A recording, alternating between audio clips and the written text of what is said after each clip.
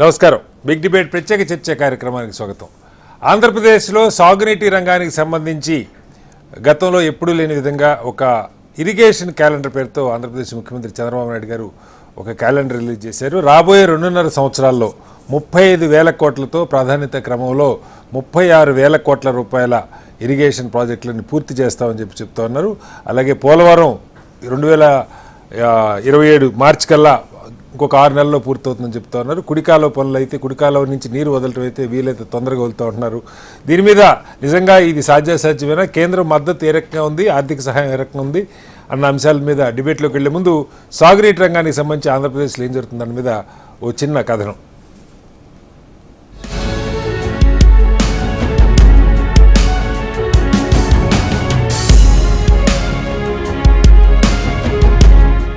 AP జీవనాడి Polavaram project కొన్ని దశాబ్దాల కల. ప్రభుత్వాలు మారినప్పుడల్లా తమ కల నెరవేరుతుందని ప్రజలు ఆశగా ఎదురుచూడటం, పాలకులు మారినా ప్రాజెక్టు పనులు పూర్తికాక నిరాశే మిగిలేది. కూటమి ప్రభుత్వం అధికారంలోకి వచ్చిన తర్వాత సీఎం చంద్రబాబు పోలవరంపై స్పెషల్ ఫోకస్ పెట్టారు. అంతేకాదు వచ్చే ఏడాది మార్చిలో చారిత్రాత్మక ఘట్టం ఆవిష్కృతం కాబోతోందని తెలిపారు. అటు న్యాయపరమైన చిక్కులు, ఇటు నిధులు, పనుల పురోగతిలోని ఇబ్బందులను సైతం అధిగమించి 2027 మార్చి నాటికి పోలవరం ప్రాజెక్టును పూర్తి చేస్తామని సీఎం చంద్రబాబు స్పష్టం చేశారు. పోలవరంపై ప్రత్యేక శ్రద్ధ పెట్టి పనులు పూర్తయ్యేలా చర్యలు తీసుకుంటున్నామన్నారు. అలాగే కేంద్రంతో అనేకసార్లు మాట్లాడి పోలవరం నిధులు విడుదలయ్యేలా చూశామన్నారు. పోలవరం విషయంలో గత వైసీపీ ప్రభుత్వం నిర్లక్ష్యం చేసిందని సీఎం చంద్రబాబు ఆరోపించారు. అప్పట్లో పోలవరం పనులు నిలిచిపోవడంతో నిద్రలేని రాత్రులు గడిపామని గుర్తు చేశారు. 1924 కనీసం గేట్లకు గ్రీసు రాయలేదు. నిర్వహణ లోపాల్లో గేట్లు ఎక్కడికక్కడ స్ట్రక్ ఆఫ్ అయిపోయినాయి. ప్రాజెక్టులు కొట్టుకోబోయే పరిస్థితి వచ్చింది. రాష్ట్రంలో తిరిగి మేము ప్రశ్నిస్తే సమాధానం చెప్పలేదు. ఈ రోజు ఒక పవిత్రమైన కార్యక్రమంలో అనౌన్స్ చేస్తున్నాను.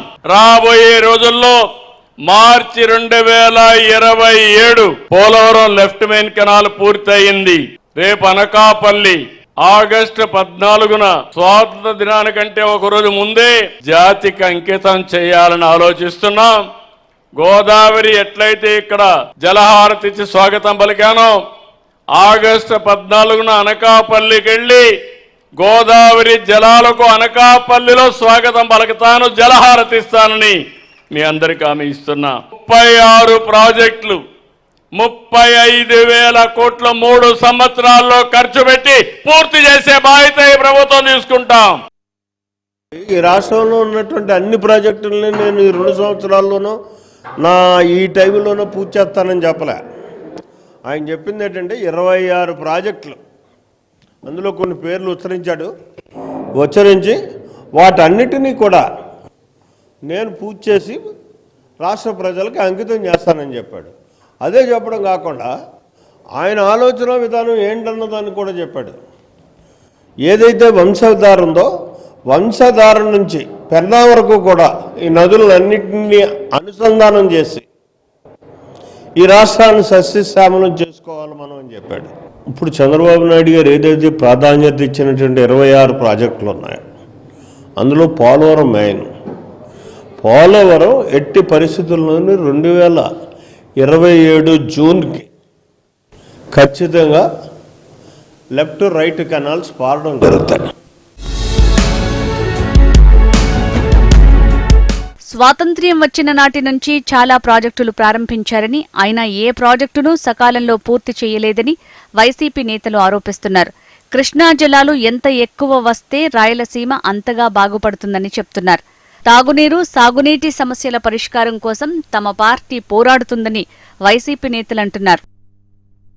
తాగడానికి నీళ్లు కూడా రాని పరిస్థితి ఈ రాయలసీమ ప్రాంతంలో ప్రధానంగా ఉంటుంది సంగతి గుర్తు చేస్తా ఉన్నాను. తుంగభద్రకు నీళ్లు రాకపోయినా, కృష్ణలో నీళ్లు లేకపోయినా మన ప్రాంతానికి నీళ్లు రావు. తక్కువ కాలంలో ఎక్కువ నీళ్లు తీసుకుంటేనే అంతో ఎంతో ప్రయోజనం ఉంటుందన్న విషయాన్ని సాగునీటి రంగ నిపుణులు, తాగునీటి రంగ నిపుణులతో పాటుగా వివిధ రాజకీయ పక్షాలు, రైతు సంఘాలు మాట్లాడిన తర్వాత ఎన్ని 10 టీఎంసీలు నీళ్ళు వచ్చినా 1 ఎకరా కూడా నీళ్ళు ఇవ్వలేదన్నది ఒక వాస్తవం, కఠోరమైన సత్యం. అది ఒక్క చెరువు కూడా సరిగ్గా నింపలేని పరిస్థితి. ఇరిగేషన్ యొక్క సమస్యలు మరి ముఖ్యంగా స్వాతంత్రం వచ్చినప్పటి నుంచి స్టార్ట్ చేసిన ఎవరు ముఖ్యమంత్రులు ఉన్నా, ఏ ప్రభుత్వాలు ఉన్నా, ప్రాజెక్టులు అనేది కూడా చేసినా కూడా ఇప్పటికి కూడా ఇంకా కూడా పూర్తి కాలేదు. మరీ ముఖ్యంగా 53, 56 నుంచి చూసుకున్నా కూడా దాదాపుగా 70 సంవత్సరాలు వచ్చినా కూడా అనేక ప్రాజెక్టులన్నీ కూడా, ఎందుకంటే ఇక్కడంతా కరువు ప్రాంతము, వలసలు, రైతుల యొక్క ఆత్మహత్యలు ఇటువంటి ప్రాంతం కాబట్టి ఇక్కడంతా ఇరిగేషన్ ప్రాజెక్ట్స్, ఎందుకంటే తాగునీరు, సాగునీరు ఇవన్నీ కూడా ఇంకా కూడా పూర్తి కాలేదు. కాబట్టి ఒక ప్రతిపక్ష పార్టీగా బాధ్యత గల రాయలసీమ వాసులుగా ఈ ప్రాంతం యొక్క కన్సర్న్ అనేది కూడా దృష్టిలో పెట్టుకొని ఈ ప్రాంతం యొక్క సమస్యలు, ఇప్పుడున్న ప్రాజెక్టులు, ఆ ప్రాజెక్టులు ఎంతవరకు పూర్తి అయినాయి, ఆ పూర్తి అయినా కూడా ఇన్ని సంవత్సరాలై ఇన్ని 1,00,000 కోట్లకు పైబడి కూడా ఖర్చు పెట్టినా కూడా పూర్తి ఫలితాలు కూడా రాలేదు.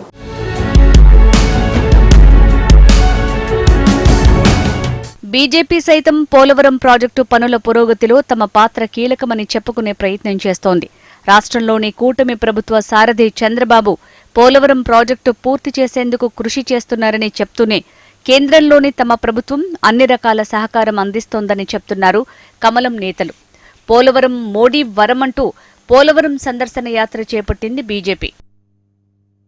పార్టీ కూడా ప్రతి మేనిఫెస్టోలో పోలవరం సాధనే ఒక ప్రత్యేక అంశంగా తీసుకొని ముందుకెళ్ళడం జరిగింది.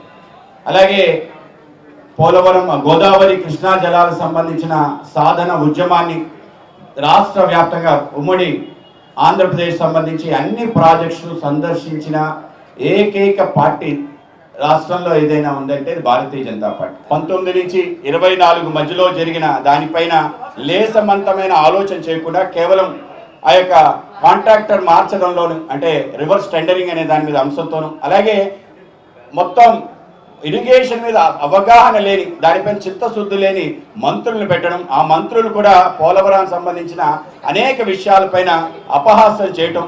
ముందు అనిల్ కుమార్ యాదవ్ గారు కానీ, దాని తర్వాత అంబటి రాంబాబు కానీ పోలవరాన్ని ఒక హాస్యాస్పదమైన అంశంగా మార్చిన తీరేదైతుందో మనం తప్పనిసరిగా ఈ సందర్భంలో గుర్తుంచుకోవాలి.